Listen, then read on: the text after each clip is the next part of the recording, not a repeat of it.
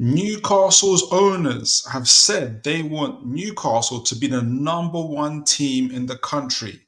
And Paul Mitchell has said that Newcastle have got to be elite at all levels. So what can Eddie Howe and the owners and Paul Mitchell learn from Bayern Leverkusen about building an elite squad? Find out right here on Toon Tactics TV, folks. Brilliant from Shea. And now Murphy can take on the shot. Fabian Shea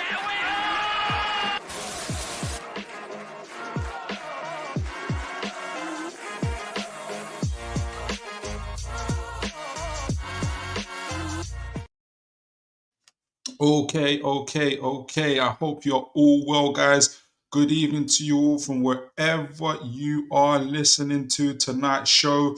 It is always a blessing to have you guys on. I know that the show is on late, so to have you guys on here, I hope you're all well, whatever you're doing, whether you're about to go to sleep or you're about to wake up for a late shift. I hope you are well. I hope you are having a blessed day. So tonight's show, guys, it got me thinking about essentially, and I can't remember if I was looking through when I was doing a previous show. I was looking through transfermarket.com, and this is what inspired me to do today. I wanted to find out essentially how did Bayern Leverkusen do the Invincibles last year, and how are they competing again again this year in all competitions? I can't remember if they've been knocked out in any of them, but hopefully not. How are these teams building squads to be able to compete in leagues and domestic cup doubles and all these places? And the place, and I know there's lots of metrics that we can go on to do that. It's money spent on transfers, defensive metrics on elite players, tackles made, and this, that, and the other, and attacking metrics. Who's scoring more goals and creating chances, and all of that makes sense. But in terms of squad building, I wanted to have a comprehensive cover. I wanted to understand what makes an elite squad, and what I wanted to focus on is looking at team minutes, individual minutes, and the team minutes themselves. And I thought that would be the way to look at it, because I feel like it's a strong indicator of essentially how the managers and how the club constructs their squad, their team, to play and to be able to rotate and to be able to be competitive in each and every match. How they manage suspensions, how they manage injuries, and how do they keep the performance of the team at a continuous high level to continuously meet semi-finals and finals in domestic cups and European cups, and obviously continue to compete for Champions League qualification and titles in their home divisions. And I thought, what better if for Newcastle to essentially to then see how it would influence my look, maybe even our look, for those that are watching, how we look at the team and kind of the construction of the team going forward. So I used, obviously, Xabi Alonso's Bayer Leverkusen squad. There's another team I'm going to use as well, but I'll talk about it later in the show. But that's I'm going to delve into the show. I'm going to look deep into it in terms of especially looking at through the minutes. I know. So if anybody wondering why am I not looking at the transfers and the money spent and the tactics and the formations and all this and the other, all of these things are important. I'm going to use minutes, and I'm going to show you guys how I've used the minutes to do that. And it was partly of what I was looking at in terms of looking at the squads in these other websites, but I'm going to use the minutes to kind of show you as an indicator of what I mean. So before I get started, if you guys coming in, Aaron Kane, good to see you as always, sir. So consistent. Evening, Philip. Hope you are well. I am very, very blessed, living life to the full, sir. Would be intrigued to get your thoughts on the seller deal today, with the club potentially losing extra money due to the unlawful rules and being made to wait. That is interesting. I was going to talk about the seller deal. Well, I was going to talk about the ATP rules, actually, because I've been debating them very hotly in other channels, actually. And but I haven't seen the story on ATP on the the delay to the seller deal. But just in general, Aaron, I think it doesn't surprise me. I said in the other channels I was at, I was on Footy Judge Mo's channel, and essentially, I think what maybe sometimes annoys me when I talk to rivals is they don't know a lot about Newcastle United, and a few of the points that people were making was that ATP rules are good, or yes, they were put illegally, but there was a good intention, and that is to make sure that Newcastle don't start, you know, getting companies that are owned by the Saudi owners and getting £1 billion per shirt, and it's so frustrating. And for Aaron, for any Newcastle fans, we know that's not what the club is trying to do. What frustrated me most is that, just like what you said, Aaron, about the delay to the seller deal, the delay to all of our, like, we missed out on money for our team, for our squad, to build our squad. This is the third transfer window that we've just been through where we were unable to buy really any first team players, which has been insane for us. And we've had to sell some of our best youth players in Elliot Anderson and Minting. Now, I understand, I've done shows where it's not all, the Premier League's fault, in my opinion. We haven't sold players as well, and I've talked about that. But now finding out, for instance, that ATP rules are like totally unlawful.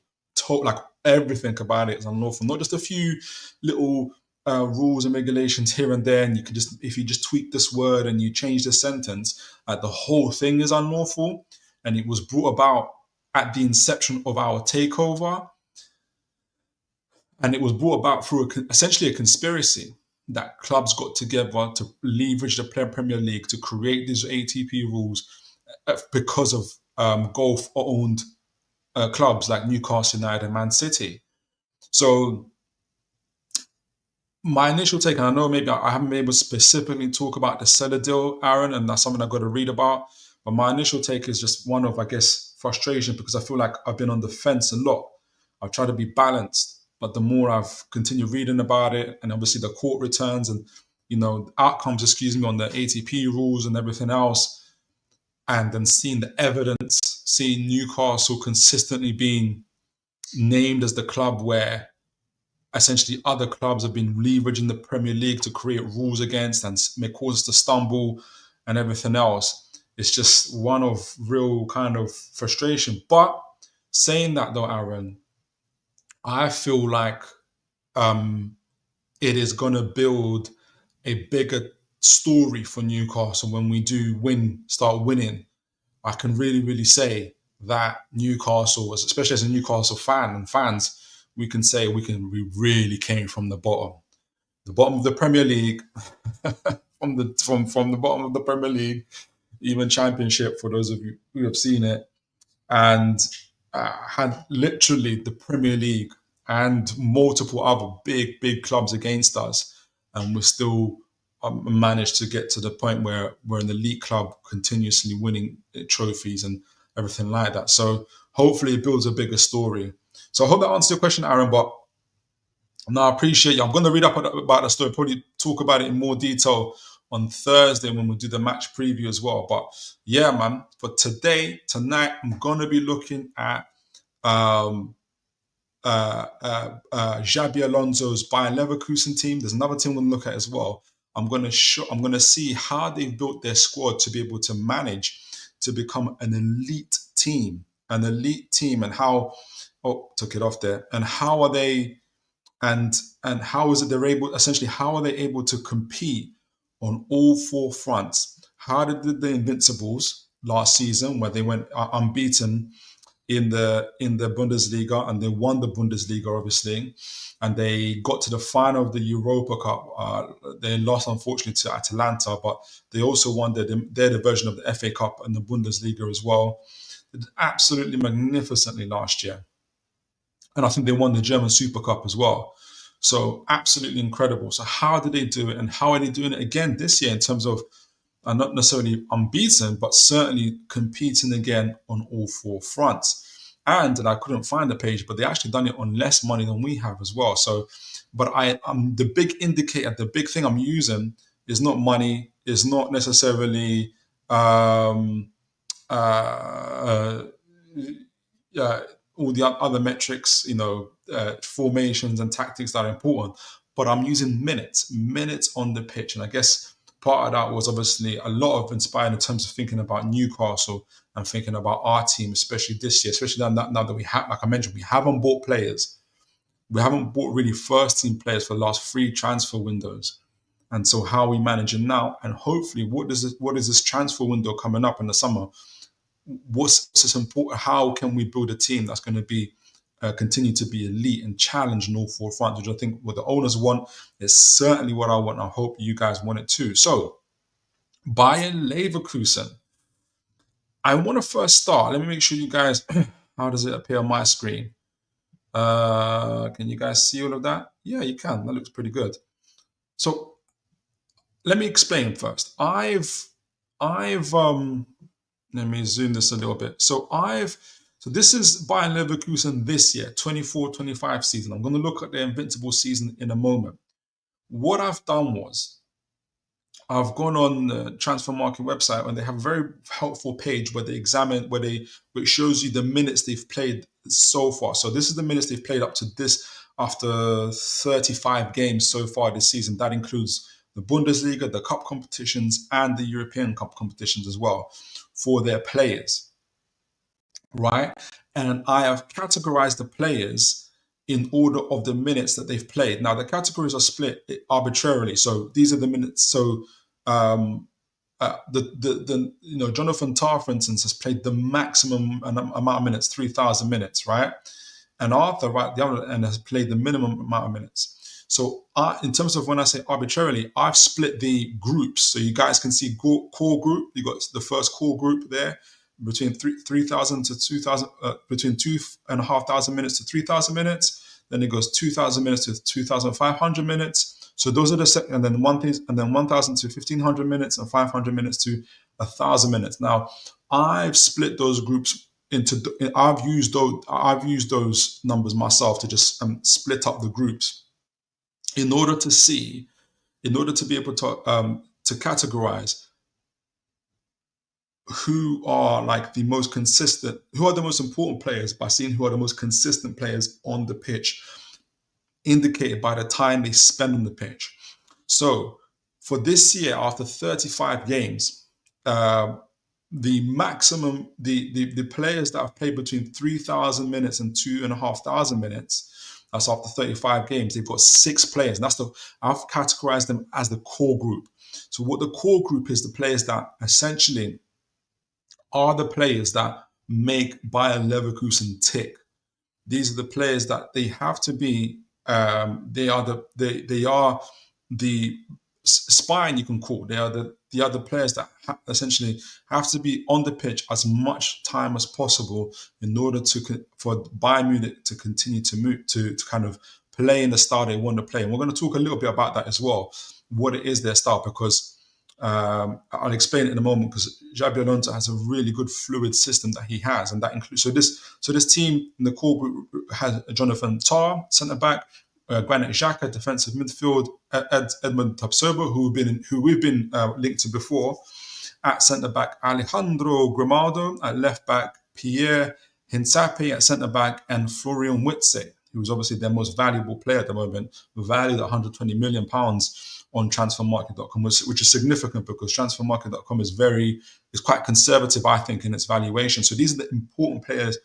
They're like, in terms of these are the players that they've got to say. And the next group of players is what you call the regular contributors, who are also pretty much are involved in equal number of games. You guys can see there, for instance, you can't see Jeremy Frimpong there. So you can see Jeremy Frimpong, but you can't see there's a goalkeeper just beneath that. So Jeremy Frimpong and the goalkeeper Lucas Redrekri. So they've both played like 34. Well, Frimpong's played 34 games. Lucas has played 24 games, and Frimpong has played 34 games.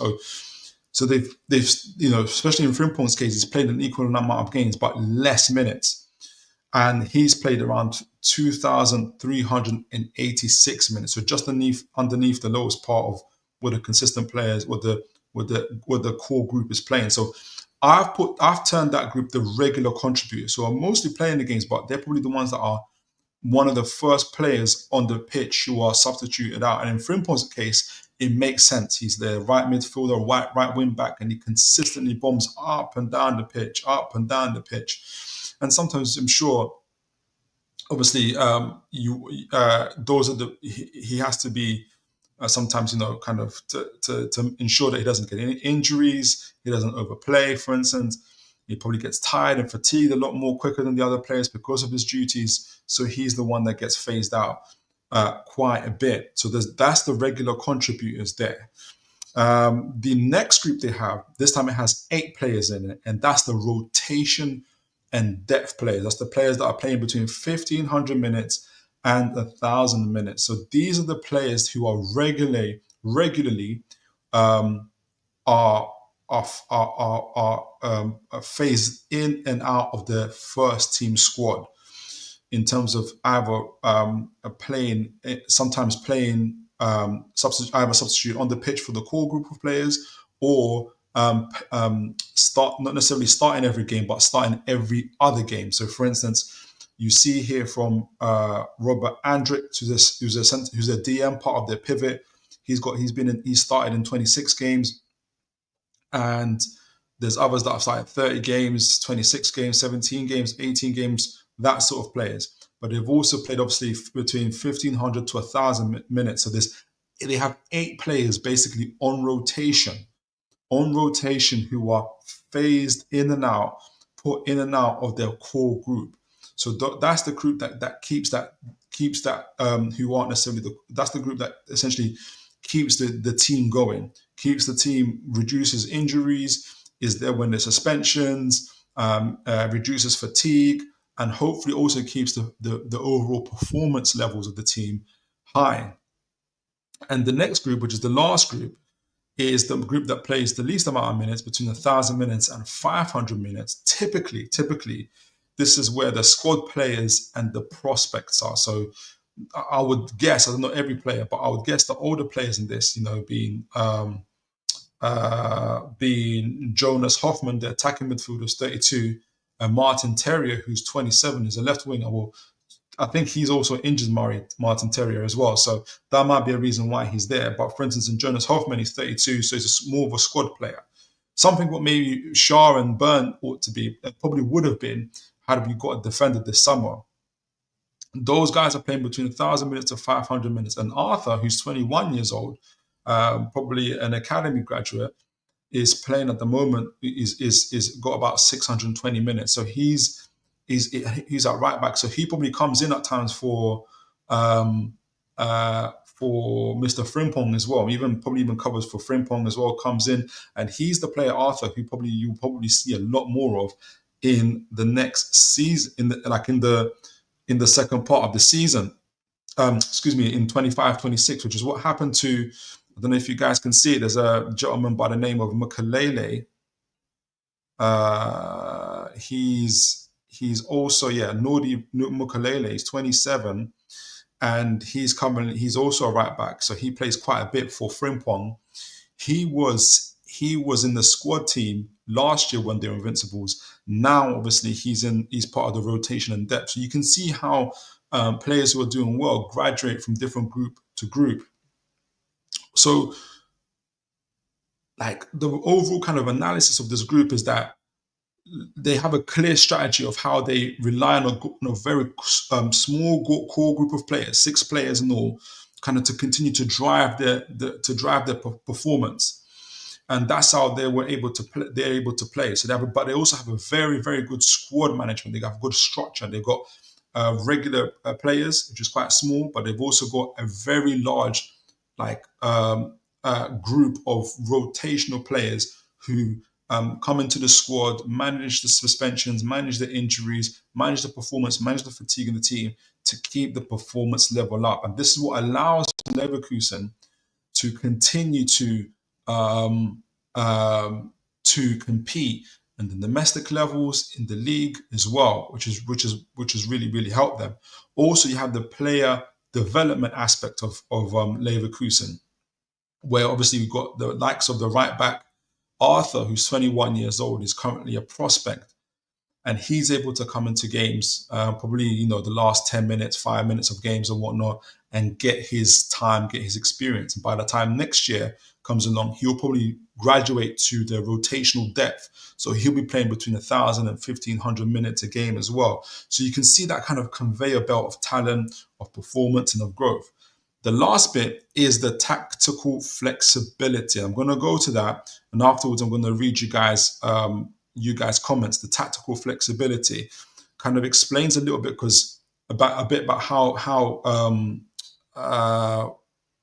how Alonso plays. So let me just here we go. Let me put that on, because the good thing, and I've put it on the side note actually here.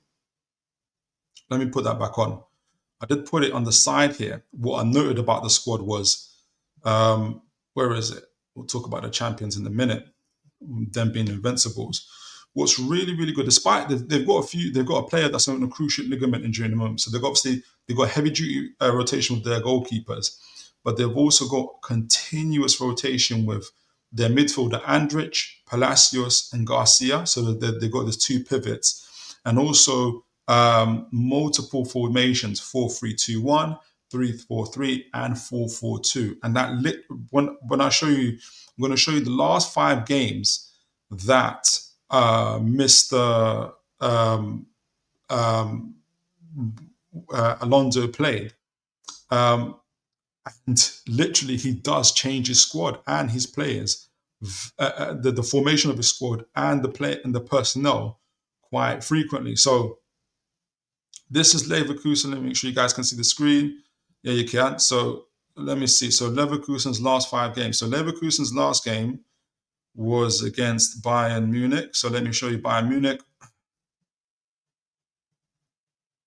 And I want you to keep in mind that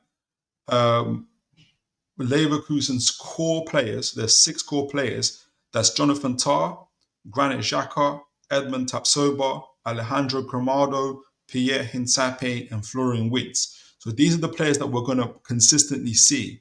But what we're going to see is a continuous rotation of at least 5 players in and out of that Leverkusen team. So again, in this team, obviously Florian Wirtz's playing, Palacios is playing with Xhaka, and Tapsoba, and Tah is playing, and Hincapié is playing. But what you can also see is Teller, who's a rotational player, who's actually, and a lot of these players are very versatile. So Teller's actually playing as an attacking 10, just behind, or a striker actually alongside Wirtz, but Teller's also a right midfielder. So that's how fluid they are. So Teller's there, and that's them in the 4-4-2. This time Tapsoba and Tah play. Well, you will also see them playing a 3-4-3, and you'll either see usually Tapsoba on the bench and Tah playing. So that's them against Bayern Munich there. Let me see. The game before that was Wolfsburg. That's them against Wolfsburg. That's Leverkusen on the right here. Make sure you guys can see that. Yeah, you can. So Leverkusen's on the right here. This time they are playing that 3-4-3, or that 3-4-3. Tah's the one at the back. This is the game before. Tah's the one in the center, with this time Hermoso as his left centre back, with Hincapié instead of Gramado up on that left back area. So Gramado is now on the bench. And look who's alongside Xhaka. This time there's no Palacios. Palacios on the bench. He played last game. He's going to play the next, or we're going backwards. He's going to play the next game against Bayern Munich. But he's on the bench in this game. And it's Xhaka with Andrich and Garcia next to him. And it's the young Arthur in the place of Frimpong on the right midfield. You see that he's the one obviously that they're developing and is coming through. Teller remains at the front, but this time with Boniface and not Witzer. So Witzer's on the bench. So now we've got 5 players who we know is going to get rotated into that next game, and that continues on. That's the second game from the Bayern Munich. This is the third game. This is the game before that Wolfsburg game. This is against Cologne. This is in their version of the FA Cup. I forgot what they call it. So again, there's heavy rotation here. They're back to that 3-4-2-1 formation this time. They've changed formation again. This time, Tapsoba and Tar do play. They've got the other goalkeeper, M. Kovar playing, who's been rotating very heavily with Lucas. Palacios is playing this game alongside Xhaka. Xhaka's been really, really frequent. Gramado's playing. And remember, he's got an 8 out of 10 score here, so he had a good game. Frimpong's playing on the right, and with Buendia. I don't know if you guys remember Buendia for Aston Villa. He's in that 10 this time instead of Teller.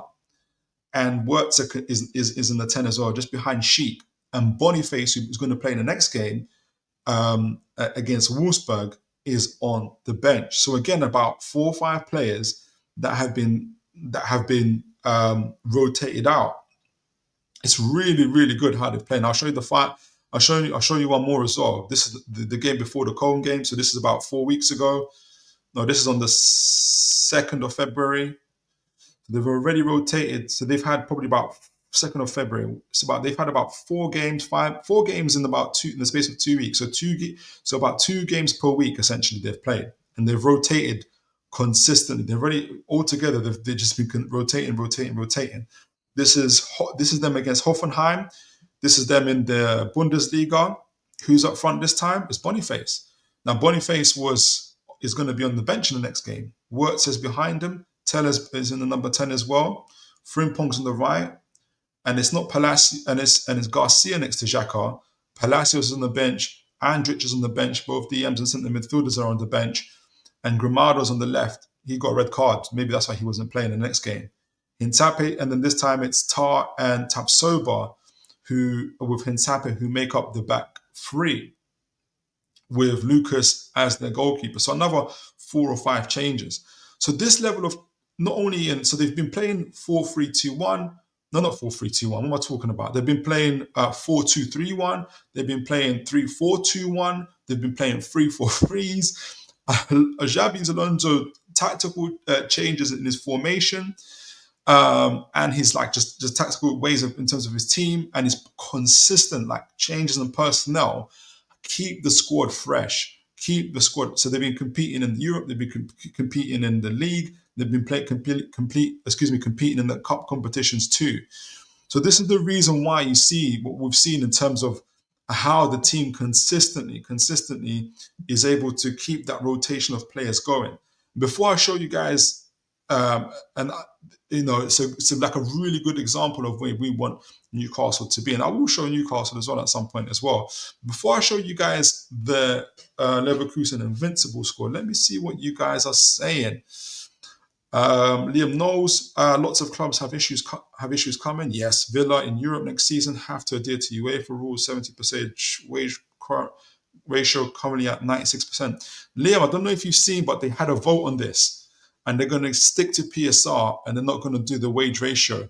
They're going to give it another year. So they literally did this like a week or 2 ago, which was really, really interesting because it still puts Newcastle in a very, very good position.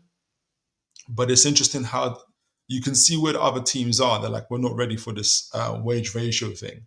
But yeah, so PSR-wise, it'll be interesting to see where Villa are at as well. The Villa fan, good to see you, sir. Hope you are well. Really good to see you. I think us not being in Europe next season might help us with a bit of fatigue. And PSR-wise, we definitely won't be getting top 4 take conference at the moment. Yeah, I can see that. And if you can win the conference, which I'm sure you can, that'll be a big plus. Liam knows Leverkusen could be asset stripped this summer. Really? I didn't know that. Wirtz, oh, you mean Wirtz? Yeah, Wirtz can go anywhere he wants. Boniface being offered to us and Saudi. I think that's a bit of agent talk though. It's interesting. I know people are happy, but I was even disappointed to see Dean Huijsen continuously linked now. Now I'm like, we know when that happens. It happened with Gahey. And I'm already thinking, we're not going to get him now. So yeah. But I think there's a lot going on with Leverkusen. I think they're a really good team. Like, studying how they're going, it's really, really good team. The Villa fan, we have smart recruitment of buying future stars. We previously just signed a new right back from Levante, Andreas Garcia, and he's been excellent for us. Only 21 years old. You guys do buy a lot of players. I'm not so sure about the Rashford deal and and Asensio and all those guys, for me, it smells a bit like desperation. But I see where you're coming from. You do have some really good talent. Evening, Mama Flossie. I hope you are well. Really good to see you, Mama Flossie. Aaron Cave, do you think with the links to Dean Huijsen, who's by trade a left centre back, Eddie might be leaning into a back three in the future, similar to Bayern Leverkusen? That's a really, really good call. My understanding from what I've seen of Dean Huijsen, though, was that he's both-footed, so he can play on. So he actually plays.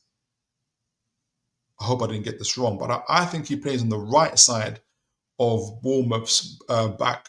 So he plays as right centre back, because I think Zabani's left centre back.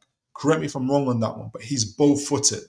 So I think that's why they're buying him, because he can not only play right centre back next to Botman, which would be his primary position, but I think he can both challenge Livramento and Hall, which is what makes him so unique and so important, actually. Aaron Kate, Florian Wirtz is my dream signing, and he has been since our takeover. Such a special player. I think so too. I think he's brilliant. The Villa fans, same Aaron Kate, but he's going to City. I see it happening. Yep. Stop making sense. Big up to you, sir. I hope you're well. Liam knows Aaron. Okay, talking to Aaron. Let's see. Got a few. We will return for Gahey, but 40 to 50 million only between us and Liverpool. There's a few defenders out there. There's a few. I won't be surprised if Liverpool go for Dean Huijsen, to be honest. Aaron Kane, think the ship has sailed for Gahey. It will be someone we likely haven't been linked with in Europe. A Paul Mitchell European sign, possibly. Liam knows Prem sticking with PSR, but UEFA doing wage tie will affect all in Europe. Yeah, so I don't know. I have to go back to reading up on it, because then, it's going to be like two sets of regulations. It's going to be. So therefore, does it mean then you can give one squad to your league and another squad to UEFA, in terms of register? So you can just make sure that wherever squad you give is within the 70% rules, for instance. I wonder how they're going to work it out. Essentially, it's going to be weird. Okay, so let me show you guys the minutes played by the Leverkusen's invincible team, and see how that squad was able to work, and how they were able to essentially become invincibles as well. So that was in their 23-24 season. Okay, so this is the 24-25 season. All right, so in that invincible season, by the way, 23-24, they played 34 games overall. They won 28 of those and drew 6 and did not lose any games.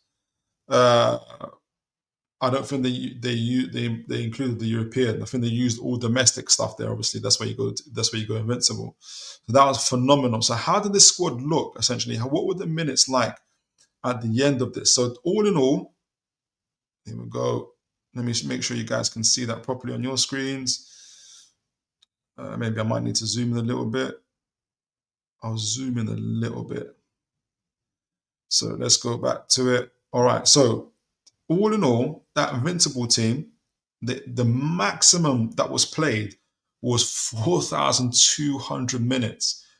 There were 3 players. This is the group above the the core group now. Almost this is like the SAS. This is the Navy SEALs. This is the Spartan. This is the Delta Force of the Bayern Leverkusen squad 23-24. These are the players that played between 4,200 and 3,900 minutes. I had to create a special group for them, because they were above that 3,500 minutes category that I created, and there was 3 players that done that, and they literally played. Bayern Leverkusen played how many games that season, by the way? I think they played 54, 55 games that season. And this squad, these stalwarts include. Oh, I'm zooming in and out there. All right, so these players were Granit Xhaka, who played 4,157 minutes. Alejandro Grimaldo, who played 4,777 minutes. No, 4,077 minutes. And Jonathan Tah, who played 3,984 minutes. And these are the same players this year, if you guys remember, who are this year pretty much part of that same core again. But when it came to that invincible season where everything was being pushed to the max, when they lost no games in domestic competition, they won everything. These were the players. These were the players that were the SAS, the Navy SEALs, the stalwarts of the Bayern Leverkusen team. The next team, who are essentially, if it hadn't been for this invincible season, would also be part of the regular starters, would be part of the core group, and they are the core group. And there's 4 players that were in that. They played between 3,500 and 3,000 minutes, which is like a typical season for most teams that aren't doing invincible seasons. And that's Edmund Tamsoba, Florian Wutz, Jeremy Frimpong, and Lucas, their goalkeeper as well. So that's 7 players. Behind those players were what you'd call now key rotational players. So there's 4 of them. And they played between 3,000 and 2,500 minutes, which included Eindrich, the midfielder, Hoffman, the attacking midfielder, Palacios, the central midfielder, and Hinsape. So there's 4 of those guys there. And they were the key rotational players in those teams. So they'll be the ones that will be regularly rotating as much as possible, especially with the regular starters themselves. Obviously, a lot less so with the stalwarts. The stalwarts pretty much remained in the pitch.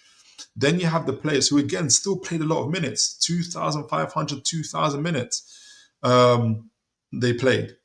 And there was 4 players that did that. The right back, Stanisic, and then the centre back, Odion Cosano, who talked about this on the show. I think it's a really good centre back. Their left winger, Adil, and Victor Boniface, their centre forward. So they've got this other group of versatile players who can play in multiple positions, right back, right midfield, left wing, forwards, who are also able to rotate, and they've played a lot of minutes, guys. Like, this is a lot of minutes as well. A lot of them were essentially started in 30, 34 games, 42 games, still a lot of games. Like 50 plus season is an extraordinary season. And even in the next category, the rotation and development squad played a lot of minutes, 1,500 to 1,000 minutes. Lewis Miley would love to play between 1,500 and 1,000 minutes this season. And that included Patrick Schick, who's their centre forward, who's now playing even more games this season as well. Matic Kava, the goalkeeper, who is now between one and is pretty much now playing. He's a regular starter now this season. Nathan Teller, who's in this is last year. Who remember, if I mentioned, was that in 23-24 he was in that rotation development squad. Now he's very much in that regular squad, constantly in the team. And the second striker, Adam Hozic, as well. So this is how this team essentially was built, playing up to 4,000 plus minutes with a really big, like small group of players that carried that team. So there's that they had a real kind of depth and dependency on like a real core group of 3 players, and then obviously then the regular players as well, who play just a little bit less than them, of regular starters. And they had a really kind of clear strategy and identity of how they wanted to play that was circled around these core players. And they managed their squad. They managed their squad with the regular players, the key rotational players, and the young prospects and development players who played a lot of games. 1,500 to 1,000 minutes is a lot of games. If Lewis Miley gets that, and we'll show how many minutes Lewis Miley has played this season, that would be really good time for Lewis Miley. That also allowed the player development. So we've seen now Teller, and I forgot the other gentleman, the goalkeeper as well, who were in the development squad last year, are now regulars in this squad. And again, we've seen the Leverkusen's tactical flexibility. Now, before we kind of jump on and talk about where Newcastle are at in terms of our squad development, in terms of our core group of players, what it kind of shows me about being an elite team, and let me bring them back on because I took it off, in terms of Bayern Leverkusen, is you it, it, they have what I think Xabi Alonso has decided is, and let me bring it to the 23-24 squad because it's more relevant now. What Xabi Alonso has decided is, in my opinion, he's going to get his level, he's going to keep his level of performance. And I wish I had the spending for Bayern Leverkusen. But it's very clear to me, with the way Xabi plays, consistently changing his formation, like I said, the 4-2-3-1s, the 4-2-3-1s, the 3-4-3s, the 4-4-2s. He doesn't necessarily need like 11 players in specialized positions. He needs players. He only needs up to about 6 players, 4 to 6 players who are the core, who make up the core spine of his team, and allow him to play the way he wants to play, regardless of the formation and the tactical setup of what he plans to do in those games. The rest, the depth comes from the rotational players who are typically versatile, can play between 2 to 3 positions, who play around these 4 to 6 players, and at times also support them in kind of, in reducing their minutes, reducing their fatigue, avoiding suspensions or dealing with suspensions when they come, as well as injuries, that allow to keep the consistent level of the squad up. He also really is really good, effective, Xabi Alonso, at bringing in the Bayer Leverkusen youth. So Florian Wirtz is a Leverkusen academy graduate who's now valued at 100 million plus pounds. And this approach has allowed Leverkusen. Last year was the first time they won the Bundesliga. And this is the first time ever in their history they won the Bundesliga. And this approach essentially has helped them to be able to compete on all 4 fronts. So I think there's a lesson to be learned. And we're going to look at Newcastle's squad, where we're at the moment. And again, I'll always caveat it with the fact that, listen, we weren't able to buy any first team players for the last transfer window. So it's not by me saying, I wish we did this, or I wish we did that next year. Eddie Howe should do this or should do that.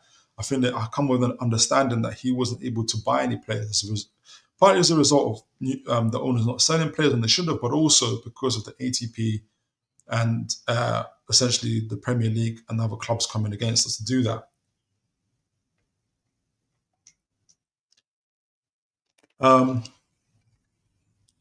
Stop Making Sense says, do you think they missed Cassano this season? That's a very, very good question. When I was looking at Cassano, I could understand why he wanted to leave. It felt like he wanted to leave consistently. So I don't think, if that's my thinking, because I felt like he didn't want to renew his contract. He wanted to go, and maybe he felt that he's achieved all he can at the Bundesliga. So if that's true, and correct me if I'm wrong, if that's true, I don't think you'll ever miss a player that doesn't want to be there, no matter how good he is. So that'll be my answer to that. So we talked about Leverkusen, and I know that my first thoughts were, yes, they're a great example of how to build a team that competes on all 4 fronts. And yes, their approach from their manager to how he's essentially assembled this core group of players with important rotational key players around them, regular starters around them, and youth and squad players around them, to ensure that the core group continues functioning, the team continues to perform on all fronts, which I thought was excellent. Then I would say, well, maybe people will give that Bundesliga tax and say maybe in the Bundesliga you can do that, even though I think it's still a great league. Can you do that in the Premier League? And what would be an example of that in the Premier League? How would that look to Newcastle? What examples or references can Newcastle look at in the Premier League? So I've picked a team that I think most closely, similarly resembles Newcastle in terms of our tactics and our approach to the game in the Premier League. Let me know if you can guess who that is before I show them. And I've also had to obviously pick a team who's elite essentially, because there's no point in picking a mid-table team or a team that's not elite, because that defies the purpose a little bit there. So let me know who you think I've chosen. But I've picked Liverpool to look at. 2 reasons, really, maybe 3. The main thing is, like I said, our style of play and tactics are very, very similar to Liverpool in terms of the 4-3-3 formation and the high pressing, counter pressing style, and the intensity in our play and the directness of our play as well. Even Guardiola put us in the same category in terms of style of play as Liverpool, your Brightons, your Bournemouths, and others. So you can't go wrong there if even Guardiola is saying that. The other reason, obviously, I picked Liverpool is, in this season, as things stand, Liverpool are number 1 in the Premier League, comfortably number 1 in the Premier League. And they've just finished their Champions League group, number 1 as well. So and obviously they're now playing us in the League Cup final. They did get knocked out of the FA Cup. That's the one smudge they got. They got knocked out of the FA Cup at Plymouth. And maybe that's the one smudge to their current record as well. But they've been absolutely incredible. Like, some of the most goals scored, some of the least goals conceded, literally performing at a consistently high level. Not just this season, but really for the past 6-7 seasons as well. So I wanted to be able to see how a team who's close in terms of style of play to our own, and you guys can disagree, maybe there's another team that's more closer, you might think, close in style of play to our own, but I was also doing it in the Premier League. And I wanted to be able to reference them and kind of see then, okay, where maybe can Newcastle go before we look at Newcastle as well. So this is Liverpool in this season. Before I'll have a little look in terms of last season as well. So they've played 38 games so far. Let me see how it looks like on my screen for you guys. Can you guys see that? Yeah, it's not too bad. So this is Liverpool in this season. Someone said Bournemouth, making sense. Yeah, could be Bournemouth as well. Pretty similar as well. I wouldn't disagree. I just think that obviously Liverpool are an elite team, so we want to be able to go into this direction as well. So far, Liverpool have played 38 games this season. The max minutes that have been played by any one player is Virgil van Dijk, the 33-year-old Virgil van Dijk. He's played 3,057 minutes, right? So this obviously includes their European games, their League games, and the FA Cup games. They've played about 5 more games than us this season, and obviously that's because of Europe. That's because of Europe in itself, which is really interesting. So again, I've separated the groups of players between 3,000, the high dependency or the core group that we can call between 3,000 to 500 minutes. Then there's the regular contributors, pretty much starters as well, but they get probably substituted a little bit more. They do get substituted off the pitch a little bit more than the players they really, really depend on. There's 2,500 minutes to 2,000 minutes. Then you've got the squad rotation guys between 1,500 and 1,000 minutes. And then you've got the players that are backup or development players or squad players as well. That's 1,000 to 500 minutes for them. The first thing to notice, for instance, for Liverpool, especially when you kind of compare them to Leverkusen's squad. So Leverkusen had, up to this point of the season, 6 players who've played between who we would say that are their core group, whereas Liverpool have a slightly smaller core group of 4 players at this moment of the season, which is Virgil van Dijk, not bad, Mohamed Salah, again, not bad, world-class players, Ryan Gravenberch, who's certainly on the cusp of being a really good world-class player, defensive midfielder, and Alexis McAllister, who in my opinion is a world-class central midfielder. Between them, they've played between 3,000 and 2,500 minutes for Liverpool after 38 games this season. These are their core group, and the way Liverpool play and what they do, in my opinion, according to the minutes they play, centers around them.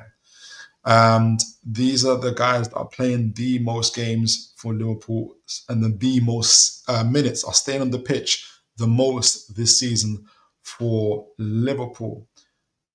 So they've got a higher group of core players to Leverkusen. Leverkusen, if you guys remember, had about two players that were their regular contributors, whereas Liverpool have a greater depth in terms of 7 regular contributors in their squad, that being Trent Alexander, Andrew Robertson, Dominic Szoboszlai, Luis Diaz, Cody Gakpo, Ibrahim Kanate, and Alisson. Alisson probably maybe the reason why Alisson isn't in the core group at the moment is obviously he was injured for about 2-3 months this season as well. I think if he hadn't been injured, he would probably be part of that core group as well. So they've got a core group of regular contributors who don't play as much as the core group themselves. They're the ones that, again, get substituted a little bit more, but they are there. And it's a slightly bigger group. It's a lot bigger group, for instance, than the Leverkusen one, which is very interesting. And I think that probably is to do with the depth of actual quality of players that they've got at their disposal, Liverpool. The other reason is, I think because that Liverpool have slightly more regular contributors, is because they've also got a very healthy balance of players who are playing, but who are key, or you might say good squad rotation players, are playing between 1,500 and 1,000 minutes, but also a key group of another 5 players, so 10 players in all, who are playing between 1,000 minutes and 500 minutes, who are backups and development. So if you look at their rotation players, the 5 players they've got, up front, you've got Darwin Núñez, centre midfield Curtis Jones, goalkeeper Kelleher, who Newcastle have been linked with, a number of clubs have been linked with, Tsimikas at left back, and Diogo Jota, again, who I know he experiences a lot of injuries, but he's part of that key rotational piece. Again, not bad to have these players as your rotation players. So these are the players that typically phase in and out the regular starters during games, but also start games as well. So a lot of them have started between either just over 17, from 17 games to 34 games for Darwin Núñez, or been involved in those games between 17 to 34 games. But obviously their minutes in terms of 1,500 minutes to 1,000 minutes. So they've got 5 key rotational players that are keeping that engine going, that big of the regular starters in particular, that performance level. When I speak of the engine, the performance level going for Liverpool, and to back those players up and the team as well, they've got another neat contingent of 5 players who are typically their squad players, but also their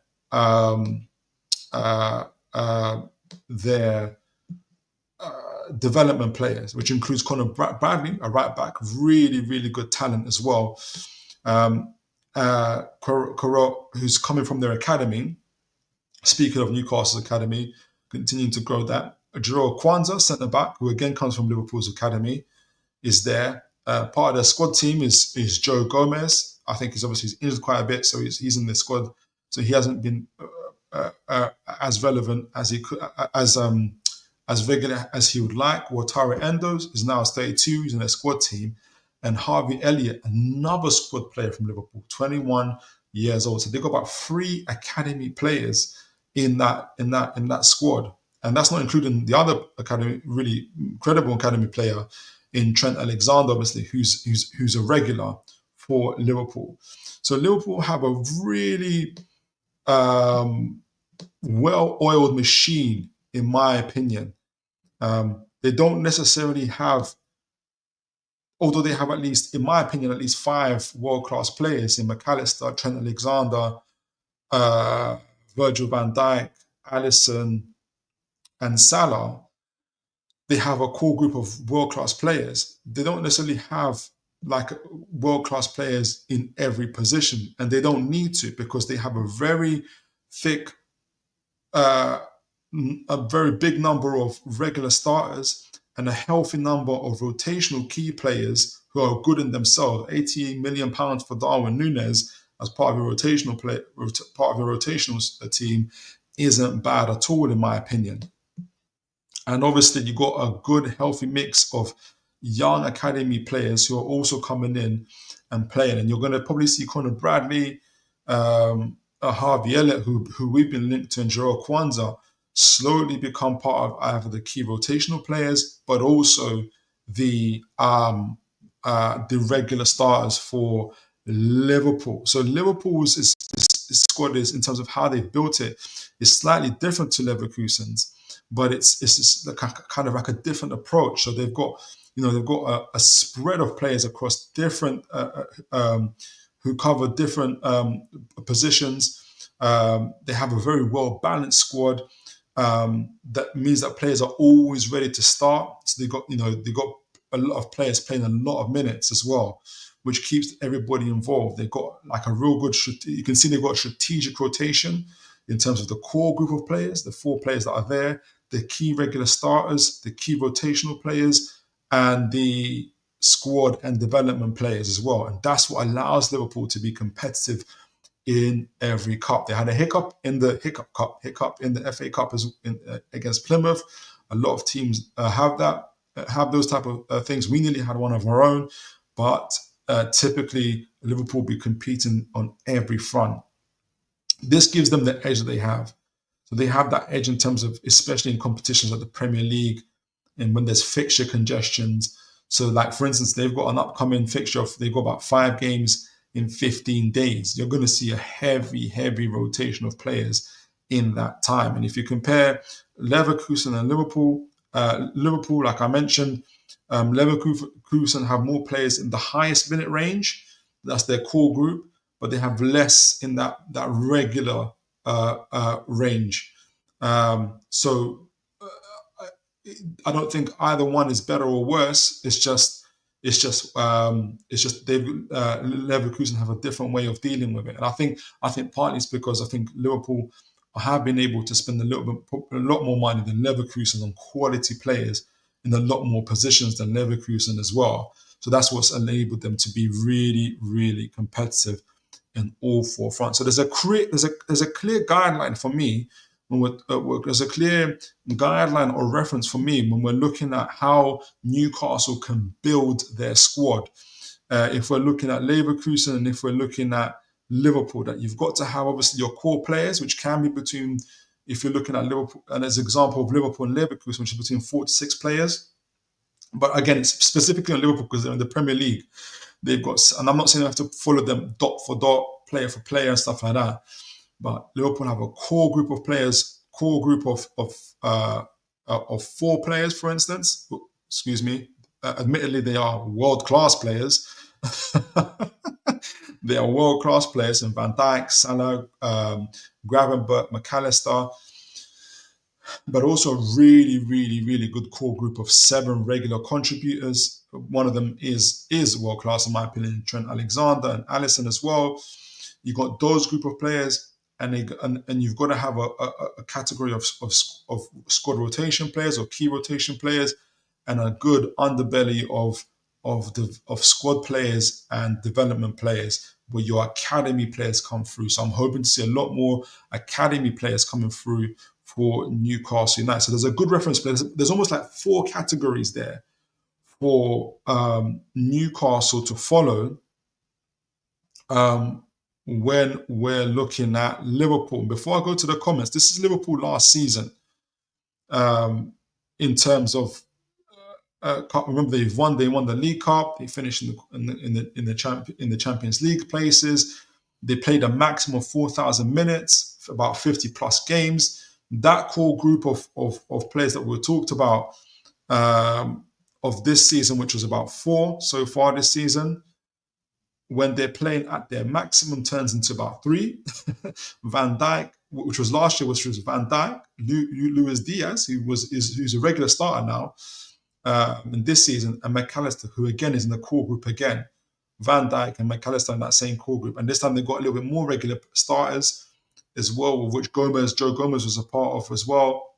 And Salah and others are there. So they've got regular starters. They've got that core group of SAS, Navy SEAL Spartans, 3 players who are playing 4,300, between 4,300 and 5 minutes. Then you've got the regulars who are playing 3,500 to 2,500 minutes, which is like, the league essentially, who are there to rotate and work. So altogether, that's 12 players. And that's continuous rotation as well. And then you got the other key squad players. So you got like a fifth.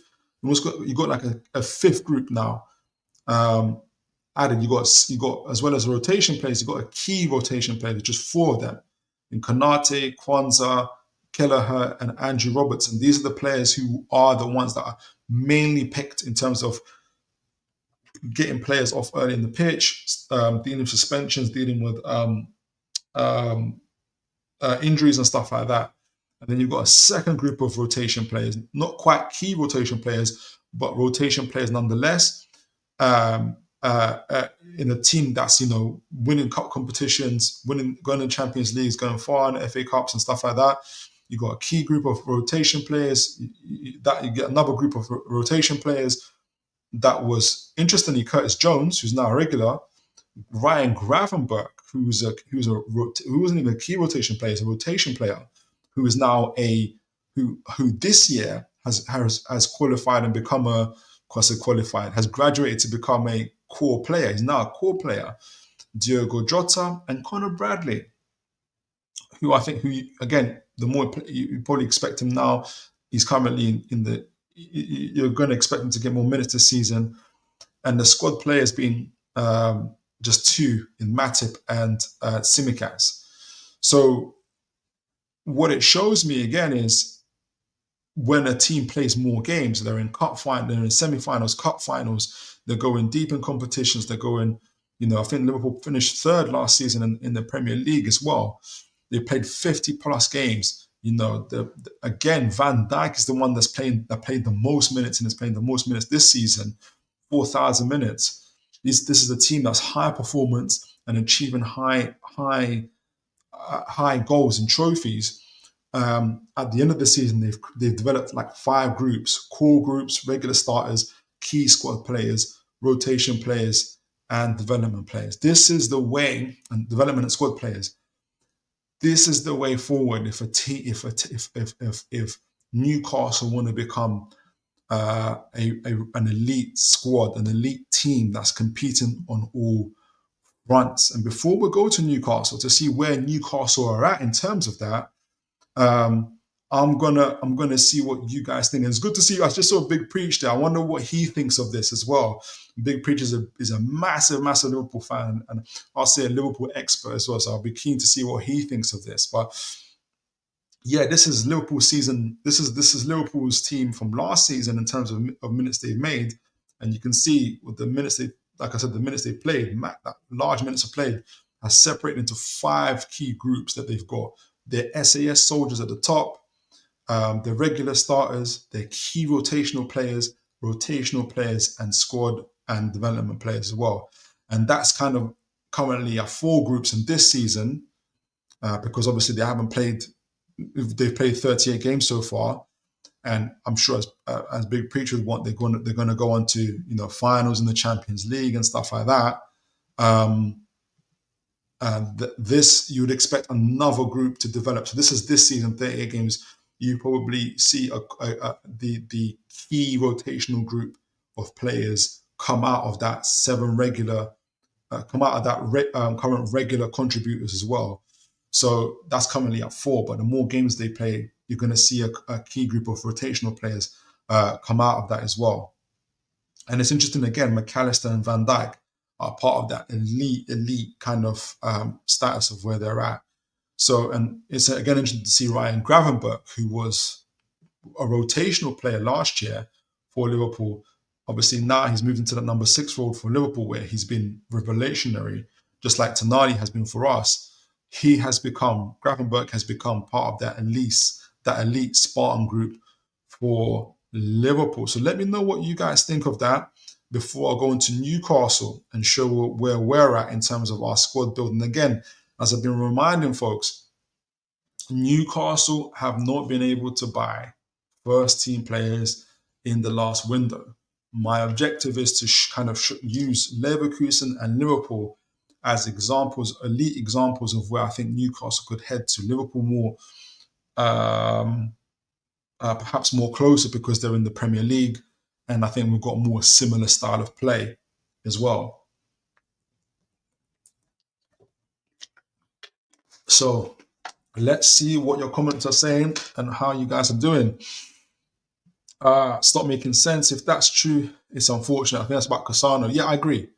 I think he should have stayed and continued. He's playing, I think, next to what is likely to be a legendary manager, and Xabi Alonso, a great squad, a great team. Why would why would you leave? Why would you leave? Is he at Atalanta now?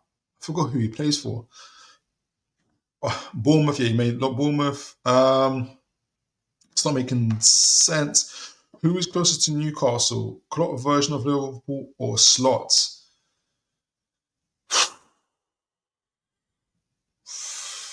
I would like to think Slots. But it depends, I think. That's a great question. I'd like to think Slots because Slots is a little bit more controlled. But we're probably somewhere halfway in between, to be honest. Somewhere halfway in between. I think we would like to have a bit more control, and sometimes we do, but we haven't been able to show that on a consistent basis. Big Preach, Wagwan, good to see you, sir. Good to see you. Love to get your opinion on what I've said on Liverpool so far. Big Preach, can you tell Cass that in the group, please? Who's that, about Gravenberg? Or let me know what you think. Let me know what you mean. Aaron Kane, we aren't far off Liverpool. Just need that right wing, right centre back, and a goalkeeper. Yeah, and a striker hopefully as well. And we need our academy players to come through. Liverpool have, like in this current squad, they've got 3-4 academy players, not counting Trent Alexander or and others, but like academy players: Harvey Elliott, Conor Bradley, Drew Konza. We need that. Like Lewis Miley can't be the only guy. Like we need these guys to really come through. Think our depth then naturally bulks up. I agree. And I'm going to be talking about that as well. I agree. Murphy, Shaw, and Pope or Dubravka more than good enough to back up. Yeah, exactly.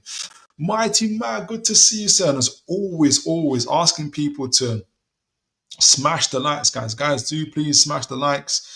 And send your comments as well. It's really, really good to have you guys engaged. Thank you, Mighty Mag. Always here to support. I appreciate you, sir. Big Preach. I like this angle. Makes sense. Good. I'm glad you like it, sir.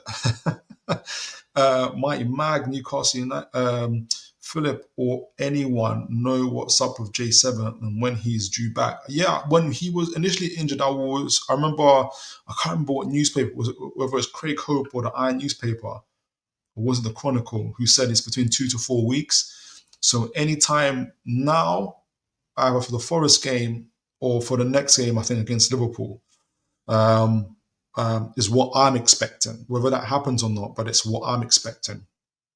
Okay, guys, keep sending in your comments. I'm going to talk about Newcastle's team now.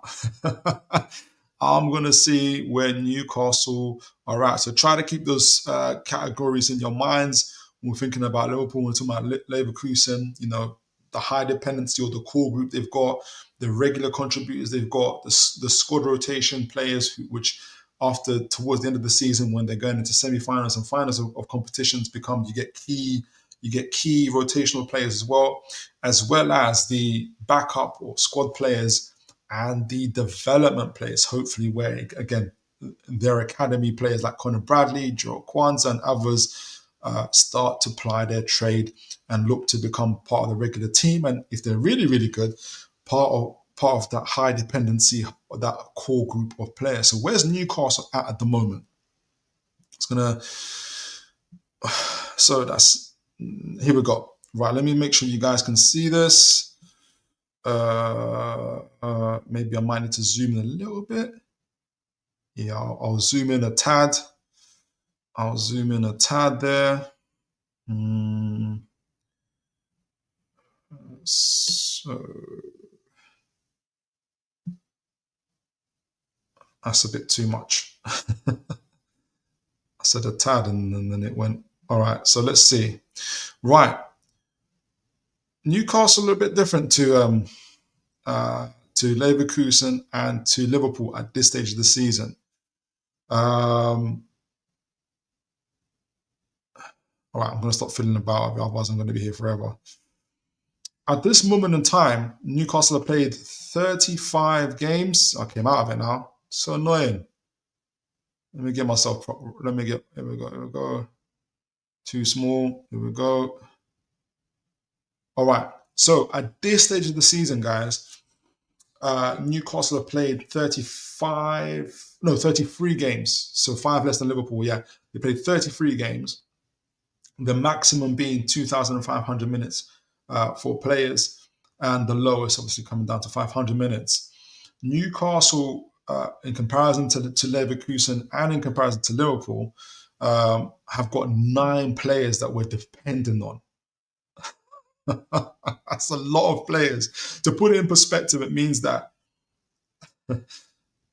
almost to the degree of in every cup competition, in every league game, as we've seen in a lot in the League Cups, in the FA Cups, and obviously the league itself, we've got 9 players that we are dependent on to be in our starting lineup, in comparison to Liverpool, who have a core group of, that's their last season, sorry, who at the moment, Liverpool have four players who are on 3,200 minutes and 7 regular.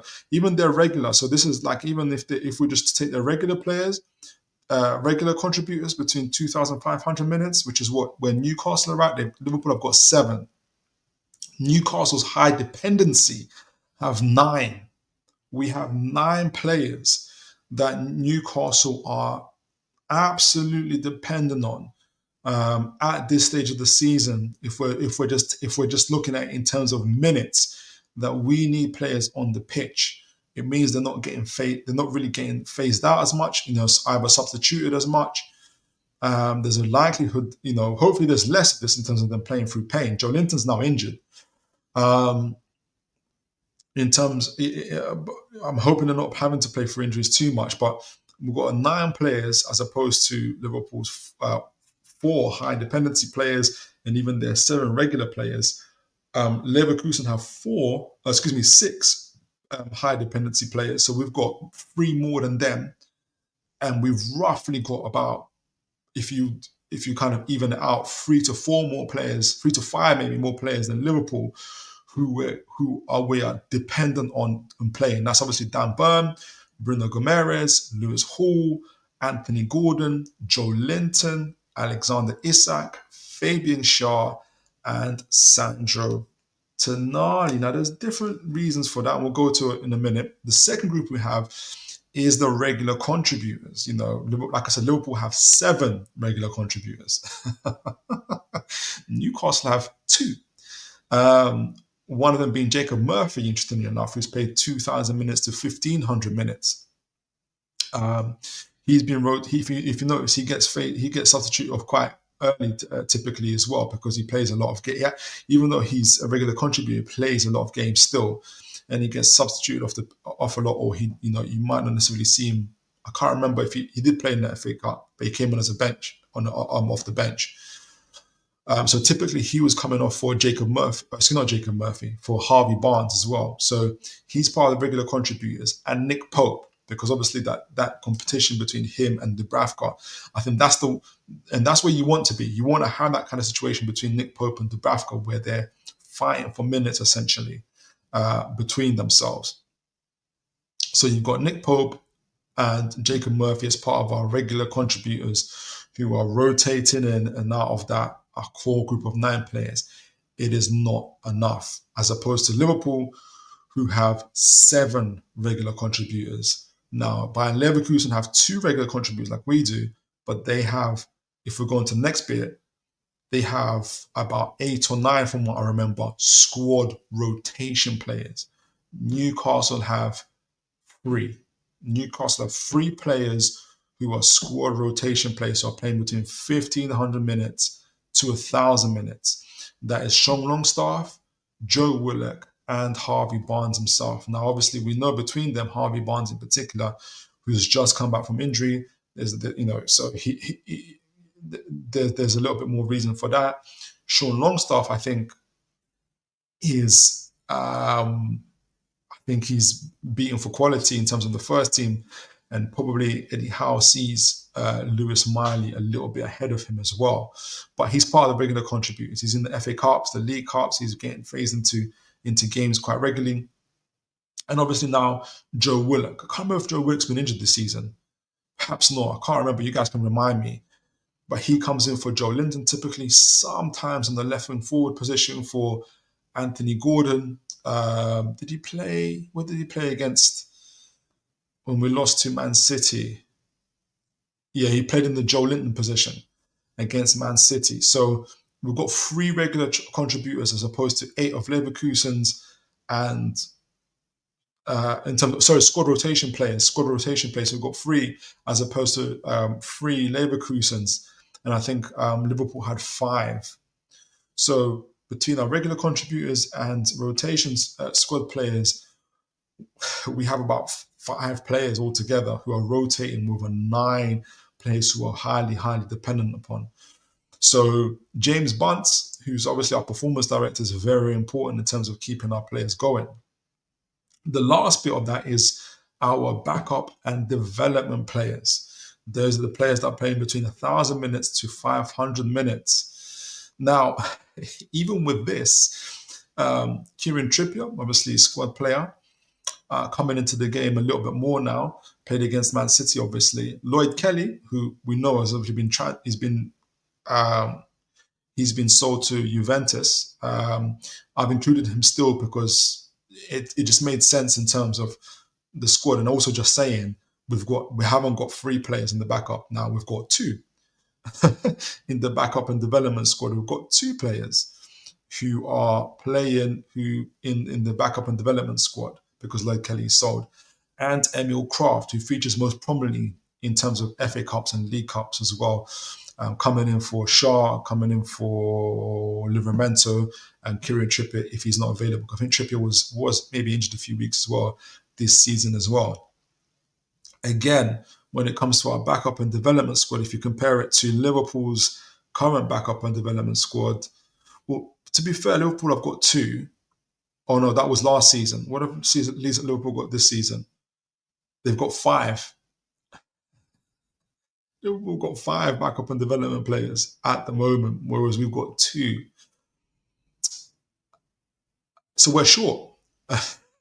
Eddie Howe did say after the FA Cup game that we're short. So let me find our players. So this is where we're at the moment in terms of that. Now, from those of you that have got a keen eye, you will notice there's players missing from this, and I'm gonna bring them up in a moment. But as it stands at the moment, we have we're about maybe between 3 to 4 players too many that we're highly dependent upon, that we need to be able to rotate a lot more in terms of our high dependency and core players, in my opinion. And we need to add for at least 2 to 3 players in each of the regular contributors, squad rotation, and backup and development players if we're going to be anywhere sort of near in terms of players who are consistently available for Newcastle, playing minutes on the pitch for Newcastle. For instance, if we were to compare to Liverpool and Bayern Leverkusen. So let me know what you guys think of that before I bring up the other players as well, and to see where Newcastle are at. Again, as we know, free transfer windows, no starting players. This is what begins to happen to a squad. But again, my idea is to show you guys, look where Leverkusen, Liverpool are in terms of where they are, and look where Newcastle could also be, and maybe how to build that squad and where we're at. And this is part of the reason why, for instance, if you guys saw my earlier shows around, where I think the transfer window will go, why it's important to renew as many contracts as possible, not just for the blue chip players like your Isaks and Gomeres, but also for your targets and for your Kieran Trippiers and others, because we need to grow the squad. There's a lot more that we need to keep a hold of, a lot more players, because we can't have a high turnover. There's a lot to bring in. But anyway, I'm going to bring in the other players as well in a moment. The reason why I've kept them out at the moment is because they've played less than 500 minutes. And we're going to talk about that as well. We're going to talk about how Newcastle are now in the present and where we want to head to in the future. But before we do that, let me read your comments and see where you guys are at. Let me get a drink of water. All right. Hope you guys are enjoying the show as well. I'm enjoying my time with you. Oliver Simon Jordan, good to see you. Good to see you. Good to see you. So I hope you're well. I'm worried about Forest. We might get caught holding our ankles again. We've beaten Forest twice this season. No one of them was a penalty. I think we're ready for a better showing, but we'll do a match preview for that. We'll definitely do a match preview for that. It's a 6-pointer for that Champions League spot for sure. Mighty Mag, if we get a smashing against Forest on Sunday, what would Eddie come out with? The City game was a disgrace. I'll talk about the City game more on Thursday, and I understand people's feelings about that. As I've called, I've got to analyze certain things.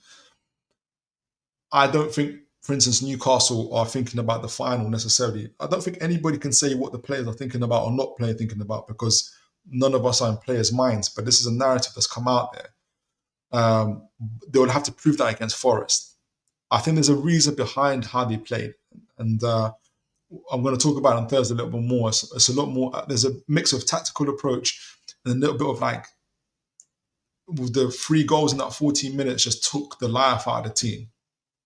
I'm expecting a better performance against Forest. I'm a lot more. What's the word? Some people will say positive, but that's not the word I'm looking for. Understanding, if I can say that. And people will think you just got smashed 3-0, 4-0. How can you be understanding? There's a word I'm looking for, but I can't come out with. But I think even the players themselves expected to have a better game. I don't think they came into that game thinking, I want to make sure I'm fit enough to play for the League Cup. I don't want any injuries, or this is Man City and I'm scared. I don't think that was it. Mighty Mag, Longstaff needs moving in the summer. Southampton would be ideal for him. You want Longstaff gone? Yeah, that might happen. He's been mentioned alongside Barnes in terms of possible sell. Mighty Mag, Trips is past it. Another needs moving. I would keep him. His experience is invaluable. And I wouldn't just look at that Man City game. For me personally, I think he's had more good games than bad this season, in my opinion. Shaw legs are gone, age thing. Yeah, and I think if we had that Gahey or whatever right centre back this season, he would certainly be in the rotational or regular starters rather than key part of our group. Aaron Kane, okay, need more squad rotation options. Absolutely, and that's the key part of this of the stream. We need more rotation options. Hopefully, we get to see Sanusi. Sanusi. Though I want to see him like grow physically a lot more. I feel he gets pushed off the ball too easily.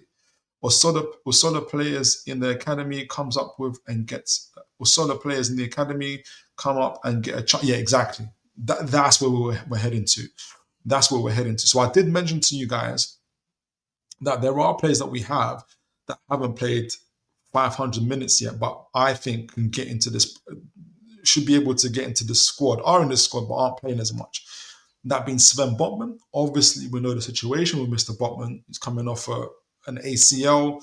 He's been playing a couple of games for us, showing to be really, really good. He's had some knee troubles recently, but he's due back for Forest game this season. So I am expecting him to come back into not quite. It's not, I'll be shocked if he's part of our, gets into that group of, that core group of players this season. I certainly expect him to be part of the regular starters. William Musola, who's been mentioned, who I hope will begin to get more minutes. He's only played 300 minutes, guys. He hasn't even played 500 minutes. He doesn't even make it to our squad and development players at this stage as well. So we need to see a lot more of him. Lewis Miley's had an interesting season as well. Obviously, he was pretty much part of our key group last season because of so many injuries, and came off the summer with an injury himself, which I think delayed his, or was a setback in terms of his development. Otherwise, I think he would have been involved, possibly even starting a lot more games this season than he has done. Remember, it took Howe a little bit of a while before he put Tonali into that number six role. So that could have been Lewis Miley, for instance, maybe a lot more earlier. Whether that would have worked out or not is another question. But I think Lewis Miley would have played between a lot more minutes, shall I say. I was going to give an estimate, maybe 500 to 1,000 minutes rather than the 259 minutes he's played so far. Matt Targett, who's been away for like years, has slowly come back. He played in the FA Cup. I think he played in the League Cup as well. And obviously Callum Wilson. And we all know the story of Mr. Wilson. I'm just happy to see him score a goal, he's long-term injured. My main point about all these players, whether it's Sven Botman, Callum, Lewis Miley, William, Matt Targett, all these guys have the potential, definitely have the potential, so long as they stay fit, they stay available to come in to this squad. And that's where, I don't know if you guys see, I have, let me make sure you guys can see. So I've put them now alongside the current players that we've got now, because to see maybe how Newcastle can move on in this current season, where they're at in this current season. Hopefully, obviously, we've played now 25 games. No, 24, 25 games, yeah. We're still in the FA Cup. We're still in the League Cup. Let me get back to the screen. We're still in the FA Cup. We're still in the League Cup. And so we're going to deal with the present before we deal with the future. So that being said, like I said, William Musola, Lewis Miley, Matt Targett, Sven Botman. So I've put it in the list where I think we'll see them this season, hopefully.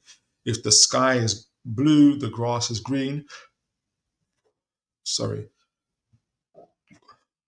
I see Sean Longstaff, Joe Willock, and Harvey Barnes, God willing, he stays healthy, stays well, moving up into that. I took off the label. Let me bring it back.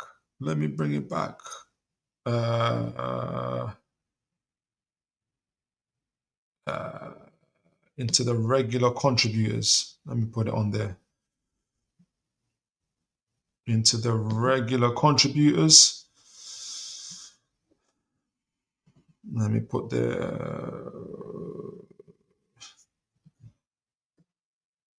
it there, regular contributors. So this is how I hope it would work. This is my hopes.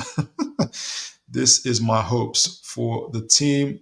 Can't fit it in there, but okay, let's just leave it there. Regular contributors. So it will turn from currently 2 players to Sean Longstaff, Joe Willock, and Harvey Barnes playing a lot more regularly. So the 3 of them, so that regular contributions squad, regular contributors will be a lot more healthier, resembling a lot more where closer to Liverpool. Liverpool are at 7, and higher than Leverkusen's, which is at 2 currently.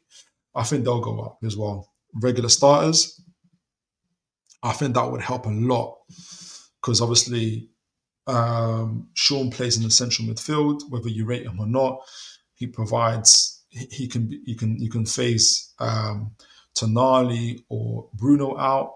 Joe Willock obviously is now in place for Joe Linton. I'm not quite the same, but He has his strengths as well. And Harvey Barnes now as well. Hopefully coming in for Murphy, coming in for Gordon as well. I like to see Harvey Barnes maybe in the false nine position as well at some point to see what that looks like. To see maybe if Howe can get something more out of him. And my concern, obviously, not concern, but my thoughts on Sean Longstaff and Harvey Barnes I mentioned before. They were both on the Iron newspaper as players that could potentially be sold as well, not get enough minutes. I'm hoping that from now until the end of the season, you'll see them getting a lot more minutes and maybe a new position, like just how Eddie Howe found Joe Linton that midfield enforcer role. Maybe Harvey Barnes can be found that role, maybe that false nine position, maybe attacking mid, somewhere on that pitch, or maybe a new way of playing that left wing role that might give him a new dynamism and an edge over Gordon. Not because I don't like Gordon, but just to have a better competition with Gordon, obviously as well. So I'm hoping that at least in this present season, we'll go from two regular starters to five, with Harvey Barnes, Joe Willock, and Sean Longstaff joining Nick Pope and Jacob Murphy. And with Sven Botman and Lewis Miley, I'm hoping they'll play between 1,500 minutes to 1,000 minutes this season and join the squad rotation group of players where Sean Longstaff and Harvey Barnes were. So we'll have at least two of them there. We had three. We'll have these two there. So I don't see. I'm hoping that Miley can bypass the backup and development squad. He's got he's on 300 minutes currently. Can he get more than 700 minutes this season? I hope he can. As well. And Osola, I think hopefully will be amongst the players and backup development players with Kieran Trippier and Emil Kraft. Osola, Matt Targett, and Callum Wilson. I hope Callum Wilson and Matt Targett, but Callum Wilson especially, can stay fit for the rest of the season as well, because that would give us essentially Kieran Trippier, Emil Kraft, Osola, Targett, Callum Wilson. That would give us 5 players playing between 500 minutes and 1,000 minutes in the squad. So overall, would have 5 players as regular contributors, 2 players in the squad rotation, and we'll have 5 players as backup and development players. And hopefully, that those 9 players of high dependency that we've got will hopefully reduce by 2 or 3 players and balance out the minutes in the squad. Hopefully that can happen before we get any serious injuries or suspensions as well, because I think it gives Newcastle a better chance to hopefully win the League Cup or win the FA Cup and hopefully get into the Champions League spot. So that's the present Newcastle. That's what my hopes are for the present Newcastle so far this season. I'm going to read a few of your chats before I talk about the future Newcastle. We talked about player recruitment a little bit there before we conclude and wrap up the show. I'm going to talk about the future for Newcastle United. And as always, I need to get my customary drink of water. All right. So, Oliver Simon Jordan, if Wilson scores 1 goal this season, I'll be buzzing. He's already scored 1 goal. He scored in the FA Cup. He scored the 2nd goal. So I hope you're buzzing. Or maybe you mean in the league. You mean in the league, right? Whenever Wilson plays, or typically he scores goals. So I'm hopeful that it'll be good to have him. It'll be good to have him just to be able to last the season. That'll be incredible for us, honestly. Mighty Mag Oliver, if Wilson plays a full 90 minutes, I'll be dreaming. Yeah, he won't be playing 90 minutes. I tell you what, at the moment, he's played about 100 and so minutes. Do you guys see him playing up to 500 minutes this season? Can anybody see Wilson getting 500 minutes this season? If you do, then he makes into our squad and development team, and he'll be a massive, massive contributor to us.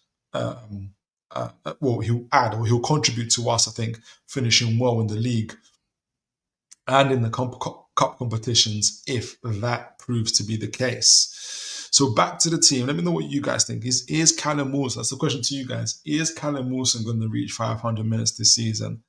That is the question. Right, so that's the present. We've still, yes, we're currently dependent on too many players to be part that's part of our core, and we need to be able to reduce it by, in my view, by a minimum of 3 players, 4 or 5, even if we're really doing well. But if we're going to avoid injuries and suspensions and stuff like that. But the good thing is we've got players that are capable in Sven Botman, in Miley, in Barnes, in Callum Wilson, in my opinion, when he stays fit, to be able to help, and Osola, to be able to do that. So there is that kind of ray of hope as well for Newcastle United, especially we're doing really well so far this season, guys. We know where we're at. Yes, we're 7th, but we're 3 points behind 4th. If you told me at the start of the season that would be 3 points behind 4th place, we're in the final of the League Cup, we're in the 5th round of the FA Cup of a home tie against Brighton, I would have said to you, that's an incredible season. So we're doing really, really well, but now's not the time. And we're, like as Eddie Howe said at the end of the FA Cup game, we're heading into that really crucial stage of the season. And he needs all his players. And the hope is he can avoid the injuries and stuff like that. Joe Linton being injured isn't helpful at all. But he's due back, however, this week or the next. They're not going to rush him for certain, right? And, Harvey Barnes is back. Callum Wilson's on the bench. Even just to have those guys on the bench, Harvey Barnes, I know we didn't have a good game against Man City, but our bench is looking a lot stronger with Harvey Barnes, Callum Wilson, and Miley, Longstaff on the bench, not Kieran Trippier, Livramento on the bench. It was looking a lot more healthier. And that's why I'm a lot more positive. That's part of the reason why I'm a lot more positive for that Forest game. So let's see how, between Eddie Howe, James Bunce, our performance director, Paul Mitchell, well, it's not going to be Paul Mitchell so much now, but it's going to be Eddie Howe and James Bunce, how they handle things going forward in this present. So the future, we talked about it. Now, as always, I say, we're talking about recruitment, right?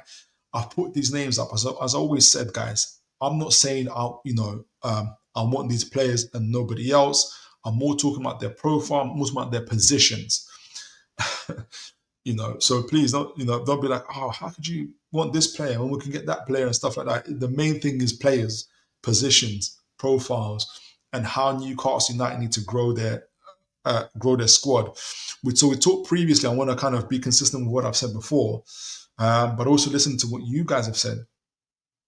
That reading the newspaper, reading other papers as well, and just looking at our squad, where we're at, where we need to actually upgrade, not just to fill in, but to upgrade and to replace and upgrade at the same time. And our newspaper reported that Newcastle looking for a striker, a right wing forward, and a right centre back. Very scarily, they didn't mention the goalkeeper. We need the goalkeeper. We need the goalkeeper that can do, because at the moment we have Dubravka, who's good with his feet, but is not as good at saving as Pope. And Pope is good at saving, but is not as good as his feet as Dubravka. We need a goalkeeper that can do both. So I've got James Trafford, for instance, the upgrade, and keep Dubravka and keep Pope, hopefully, in our starting 11. Dean Huijsen I've put in there, obviously, has been mentioned again by Fabrizio. Fabrizio's become the second player agent for Dean Huijsen. Newcastle are constantly calling Bournemouth. How he like.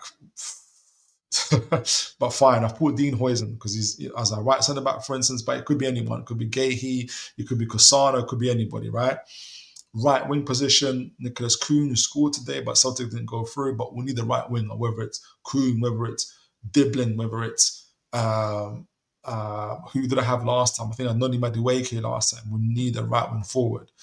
And the striker's been reported. Today we had Boniface that was reported, for instance. In the past, we've had Jonathan David. He's now been linked to Barcelona. A couple of other players as well. Before I had Hugo Ekitike. It looks like Arsenal are in for him as well, possibly. I've got João Pedro. João Pedro as well. Just as an example for today, I think it'd be great to have João Pedro. And I hear a lot in terms of what people are saying. He's not going to sit on the bench. Guys, we've gone through the importance of minutes and having a competitive squad. I forgot to mention, for instance, Leverkusen have 3 centre forwards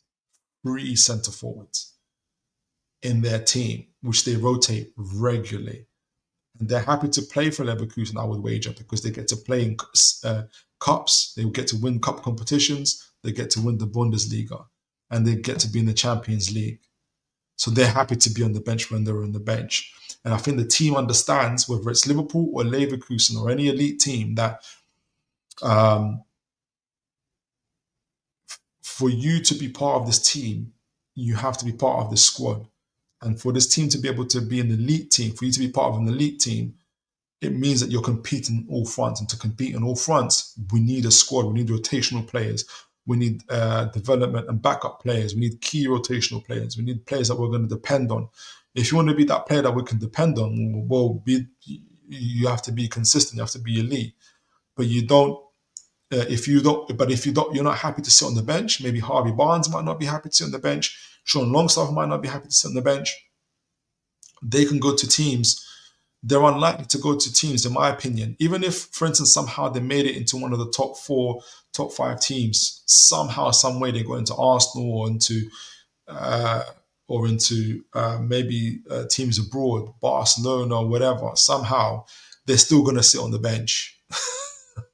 Right? So the other option is to go lower than Newcastle, which is the more likely one in terms of a mid-table teams. I don't know who's there at the moment. Fulham maybe, and others, where they're not in the Champions League. They're not necessarily competing to get into the Champions League. I know they're a good team, but they're not in. Are they in the FA? Are they going to be? When's the last time they've been in semi-finals and finals? During your second final here with Newcastle United, and Newcastle United are trying to be an elite team, in my opinion. So that's why I mentioned João Pedro, because I was getting pushback today online saying he will never sit on the bench. He has to sit on the bench. Like, whether it's for Newcastle or whether he joins Liverpool, you've seen how Liverpool's squad is. Unless you're McAllister, Van Dijk, and Salah, you're going to sit on the bench. Right? You got more of a chance of playing regularly for Leverkusen, but Leverkusen have 3 centre forwards, Boniface, Stick, and there's a third one, I forgot his name. You're going to be rotating with them too. Any elite team that's competing on all 4 fronts, typically there's 4 competitions in any league, you're going to be sitting on the bench. So I'm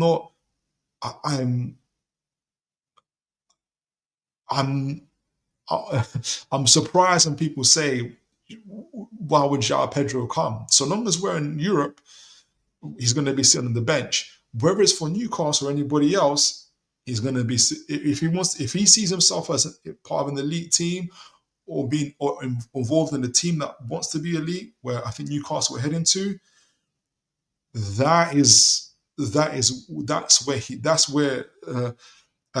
where he's at.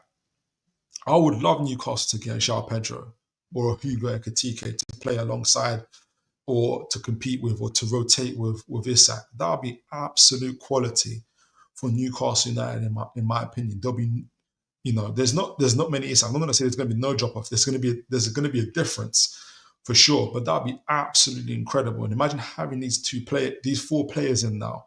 For instance, for example, João Pedro, Nicholas Kuhn, Dean Huijsen, and a goalkeeper now. What we mentioned earlier, I tried to do a rough. It looks rough. I didn't do it very well. How it would look here, but I'm kind of estimating that the high dependency we've got at the moment on 9 players will drop off. I put 8 players there, but I think it will drop off to about 5, 6 maybe, because you're going to get a lot more constant rotation. You're going to have a lot more regular contributors. I've got 7 or 8 there. A lot more squad rotation, a lot more players in the backup and development. Hopefully we get some academy players in. But we're going to have a constant role of quality, in my opinion. I've got Sven Botman here with all the guys, but, is this it? It is. Yeah, it was rough. It didn't look very good. But that's where the recruitment is going to head to. And this is part of the reason why I think we're going to see a lot of contracts being renewed. Whether it's even Matt Target, even Kieran Trippier, that people might not like or whatnot. And we talked about Sean Longstaff, for instance, and Harvey Barnes. I think ideally, as I mentioned before, Paul Mitchell and Eddie Howe would want to keep these guys. And I think if they leave, it's not because the club has sold them for financial reasons. I think, as I've explained in the other shows, and I'll do it again, I think Newcastle are in a very good financial position, especially PSR-wise. And in terms of wages to turnover, I think that's going to improve even more when the revenue comes through. I think we're on the edge or just below. Kieran Maguire has a 68% in terms of wages to turnover. I have us around 71%, but Kieran Maguire is the financial expert, so I'll go with him. And that's before our revenue comes in. So when our revenue comes in, that could go as low as, I think 61, 62%. Let me know what I said last time, guys. But yeah, so we're looking very, very, very good from a financial standpoint of view. So bringing in these 4, it's important for Newcastle to renew contracts, to reward the big players, but also keep the players that we have at the moment. Let some go. Jamal Lewis, Jamal Lascelles. There'll be a few goalkeepers that are going to go, hopefully Vladi Karmas. I think there'll be about 4 that will leave, and there'll be 4 that come in. And those are the players that are going to add to our squad, to our team, to our rotation, or whatnot, in my opinion. So there's a lot. I spoke about the present for Newcastle, where, hopefully the players that haven't played even 500 minutes yet, with Solar, Wilson, Miley, Sven Botman, are all going to come in and make a difference in the second part of the season. And I'm talking about now the future, that securing a good striker, right wing forward, right centre back and goalkeeper. And actually, when I did this, guys, I'm going to go to the comments and close in a minute. When I did this, guys, looking at the minutes and everything else, I realised, and once that, obviously I did that, once that the revenue stuff comes in and we're able to look at the financial stuff again, I realized that how important it is that Newcastle get real quality into the squad. It can't just be guys, in my opinion, like squad fillers. It has to be guys that actually, if it's a right wing forward, it has to be a right wing forward that's better than Jacob Murphy. If it's a right centre back, it has to be a right centre back that's better than Shaw. If it's a goalkeeper, it has to be a goalkeeper that's better than Dubravka and Pope. It has to be. And then a striker, I'm a little bit more forgiving because there's not many strikers in the world that are better than Isak. Erling Haaland and, a couple of others. We're not going to get Erling Haaland. So João Pedro, Hugo Ekitike will do for me. I hope we're always linked to Dominic Calvert-Lewin for some reason, and I was a bit more open to it before because I thought just to rotate, it's fine. But the more I looked at Leverkusen, the more I looked at Liverpool, the more I looked at our squad, I said, nah, we need a decent, we really need a quality striker. We need the quality striker. If we can get them on a free, like a Jonathan David, who's decent enough, fine. But if we got to fork out, João Pedro is going to be 50, 60 million. I'm way more open to it now after doing this exercise than I was to it before, But yeah, let me know what you guys think. Let me go through your comments and then I'll conclude and see where you're at. Mighty Mag, only way Wilson gets 500 minutes is on the PlayStation. Mighty Mag, man. Come on, we need him. Imagine he scores that winner in the League Cup final against Liverpool. I love it though. Aaron Kane, Shearer probably has more chance of playing 500 minutes than Wilson. I'm sorry. I know, guys. Faith is really down on Wilson at the moment. Everybody's. I'm not even gonna push back or challenge it. I think I'm hoping that Wilson will come through. He'll get that 500 minutes. I'll stand on his. But I totally understand where everybody's coming from. Honestly, Mighty Mag can see Barnes being top form for the cup final super sub. That would be lovely. That would be really, really, really good. And my second wish for that is my first wish for Barnes, Mighty Mag. My second wish is that, like I mentioned, can Eddie Howe either helping Barnes to become a better left wing forward, or add something different to Gordon that will allow Barnes to compete, like really put pressure on Gordon, for instance, and so Howe is more willing to rotate the players. Because I think at the moment, Gordon is head and shoulders above. I know that Barnes scores goals as well, but I think there's some things that you need Barnes to do, especially kind of to be able to carry the ball a bit better, dribble a little bit better. But if that's not your game, then your game. Then I hope that maybe that false nine position, maybe an attacking midfield position, maybe a way of playing that right wing forward position, win that place over Jacob Murphy, which would be very, very difficult. Something happens for Barnes this season where he really sparks into life. I really, really hope for that for him as well. And that convinces him to stay. That's my hope for Barnes. Mighty Mag, Trafford, not for me. We lost out to Mamashvili, massive mistake. I'm not that overly keen on Mamashvili, and I'm wondering if, Big Preacher will know, but I'm wondering if maybe Liverpool are making the mistake letting Kelleher go and keeping Mamashvili, only because Mamashvili, from what I can see on Sky reports, isn't as good as his feet as an Alisson or Kelleher. I wasn't big on Trafford before, Mighty Mag. I was totally with you before, especially when it came to corners. But the more you look at scouting reports, the more I've looked at games, and I got to see his personality a bit more. I realised it's actually 6'6". He's an exceptional shot stopper, sweeper keeper. He stays off his line, which is what we need because we play a high line typically. Is exceptional with his feet. He adds a totally different dynamic. When teams try to press us, like Bournemouth, like Fulham, especially Bournemouth, and we've got no way to go because Fabian Schär has been marked out, Bruno's been marked out. Having that goalkeeper who's good with his feet, look what Edison did to us. Trafford can do something similar. So that's why essentially I'm saying I'll be more. My attitude my attitude to Trafford has changed a little bit, but he doesn't have to be the only keeper. Like I'm just putting him out there because he's always strongly linked to us. Like we bid for him in the summer, and most newspapers would agree with that. Tier 1 papers agree with that. So that's why I've put him out there. I'm not like wedded to him type of thing. But yeah, absolutely, Mighty Mag. Aaron Kane, agree, Mighty Mag. We will regret not signing Mamashvili. Defo Aaron, Big Preach, facts. I think that was earlier when I was talking about João Pedro sitting on the bench and all that kind of stuff. Mighty Mag, there was a story about Isak going to Liverpool, more paper talk. I hope Mamashvili is part of the deal. Plus, you know what, I even refuse to even negotiate.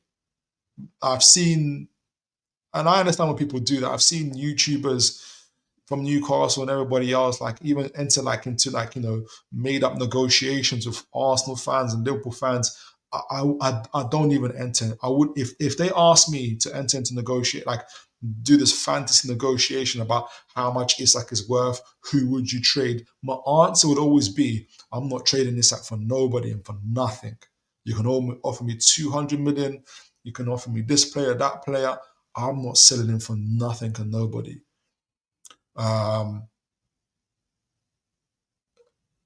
You know, so because he's that important to our team. Isak, Bruno,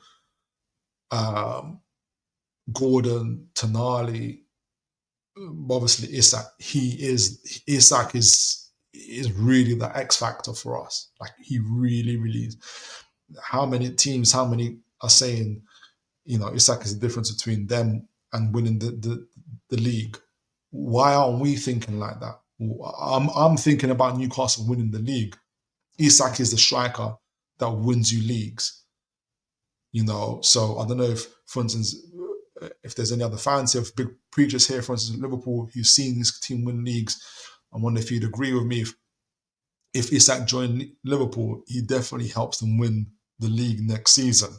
They'll probably win it this season, but if he was to join next season, it probably helps them win the league next season. He probably makes if Salah goes, for instance, the loss of Salah a little bit more easier to take. So for me, I don't even negotiate. For me, it's always a non-negotiable for me when it comes to Isak. But I see where you're coming from. Mighty Mag. Kenosis, good evening to you. Hope you're well. I agree. Like Murphy, Shaw, and Pope be squad players. Yeah, absolutely. We need them. We need them to be squad players. And if we have to renew their contracts to help them stay, I'm all for it. Big preach. Gone over time a little bit, but fine. Toon, do you think Newcastle missed Wilson's contributions? As in, would you be high in the league if he was fit? Very good question. Very good question. So, for instance, he came back in our FA Cup game against Birmingham, and that was a old school. Remember old school Barclays in the rain, elbows to the nose, cup games. That's what it was. And he came on. He fought. He got a goal. I think, and we're not doing bad. We're 3 points off fourth. Would we be higher?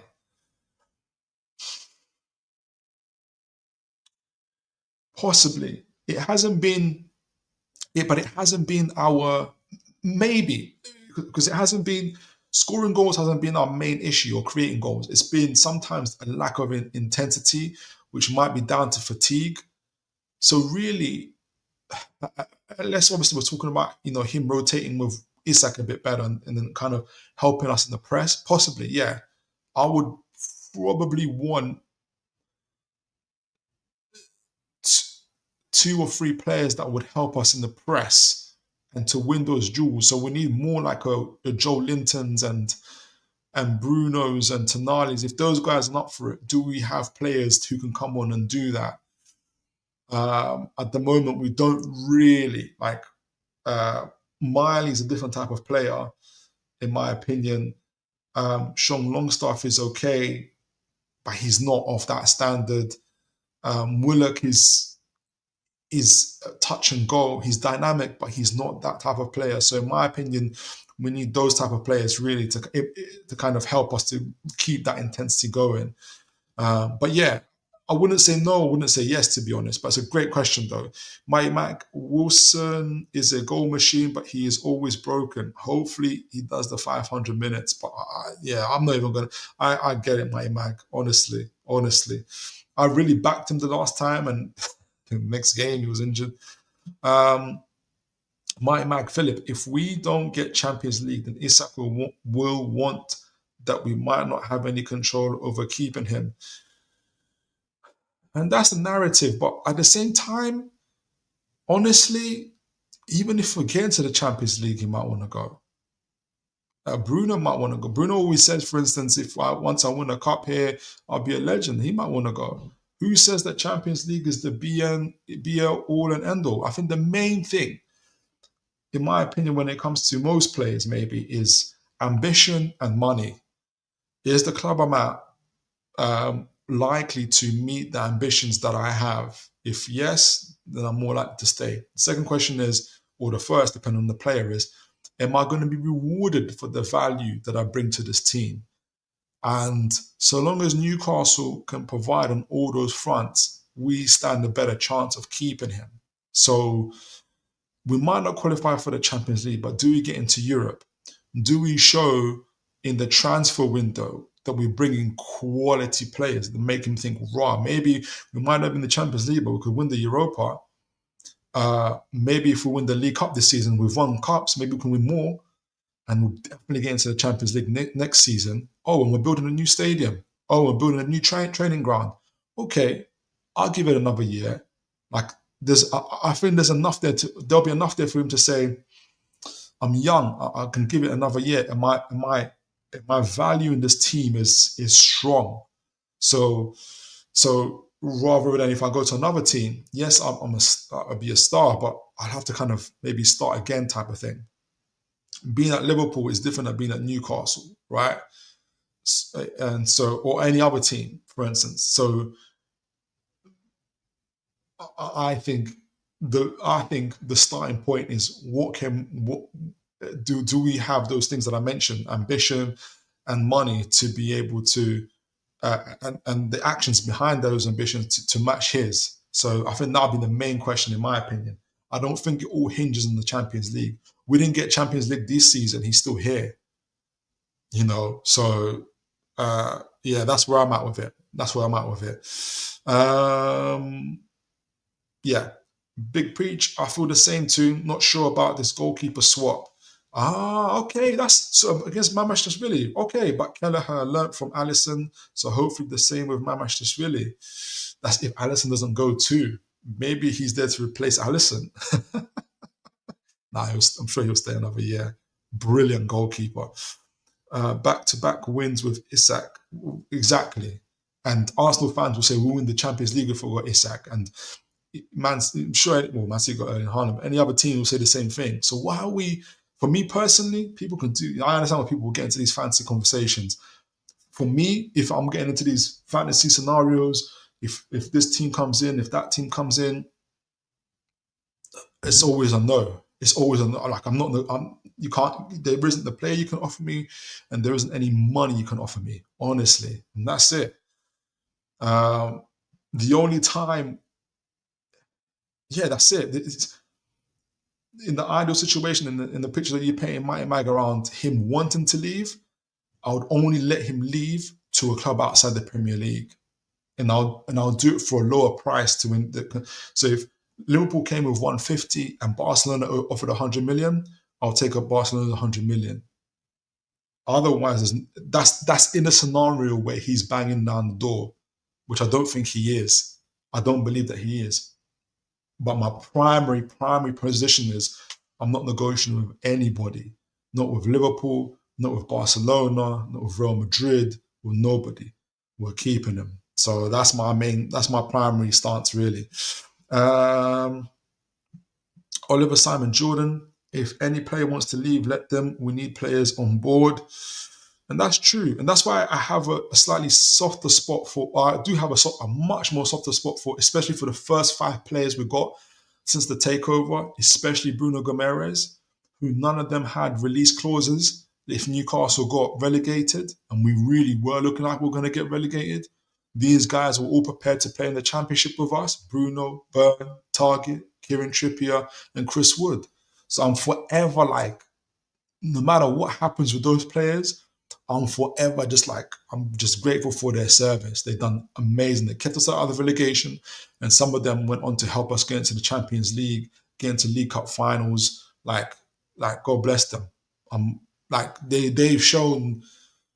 Do you know what I mean? I can't ask for any more from them, to be honest, in my opinion. Toon, always great banter on here, Philip. I appreciate you, Mighty Mag. You really enjoy having you here. So your presence, your comments, your engagement, everything is so valued by me. I appreciate you. Mighty Mag, and Arsenal would be a step back. They are deluded.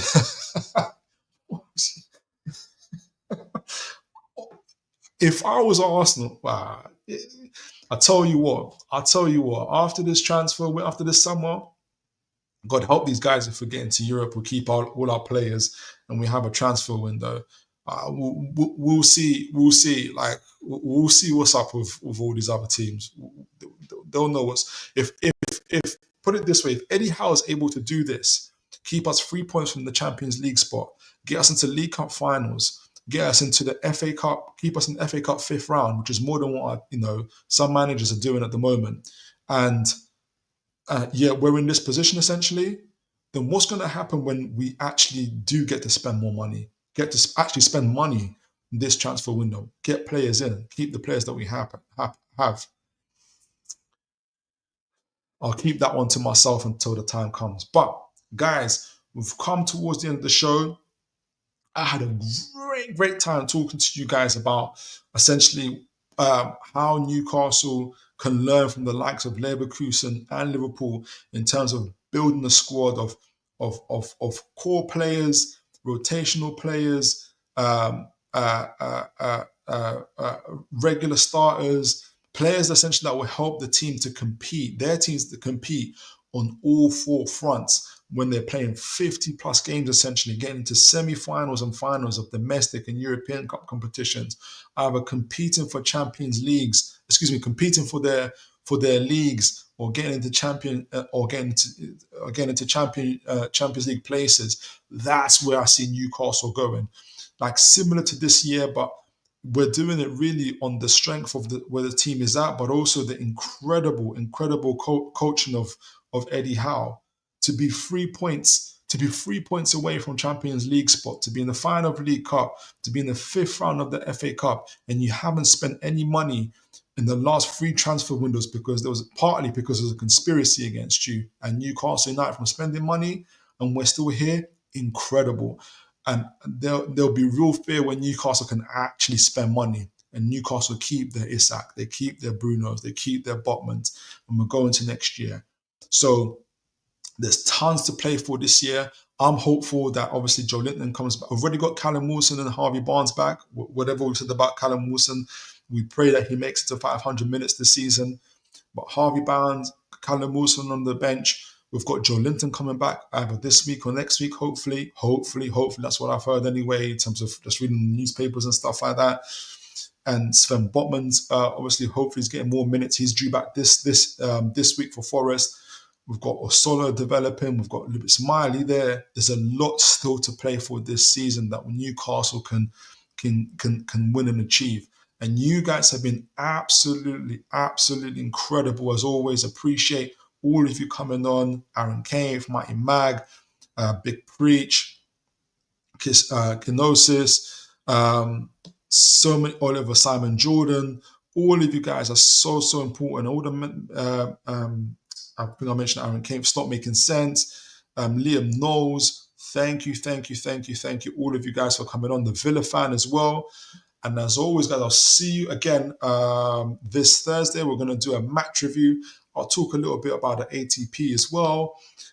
But as always, guys, I hope you've had a great evening as I've had a great show. Please do like, share, and subscribe as always. But main thing is, look after yourselves, look after each other. And as always, folks, God bless you all.